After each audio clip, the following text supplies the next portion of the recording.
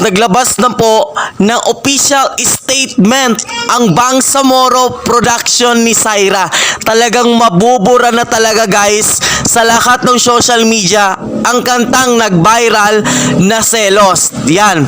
Burado na sa mga music platform ang viral song na Selos na tinaguriang Queen of Bangsamoro Pop na si Syra matapos itong ipatanggal ng Australian singer na si Linka. May pagkakapareho kasi yung music nila eh. Ayan yung mga issue ngayon. So, hindi talaga kay Syra yung original sound. So, kinonvert niya lang in Tagalog song. No? In Tagalog song. So, ngayon, hindi naman natin ini-expect talaga na sisikat yung kanta ni Syra eh. No?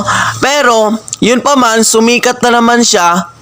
Ayan, marami ng mga issue, kinukuha ng nagka-copyright siya.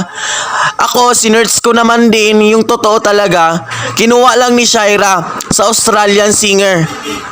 No, yung kay Linka na sinasabi nila, yung singat na singer sa Australian. So ayun pa man, kahit ano pa man na issue dito, yun, burado na rin talaga sa Spotify yung kantang Selos na yun. Ay, nako talaga.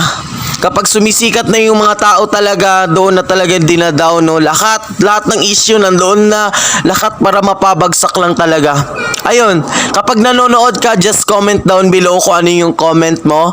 Kung talagang may pagkakamali nga ba dito sa video na ina-upload ni Syra. Just comment down below.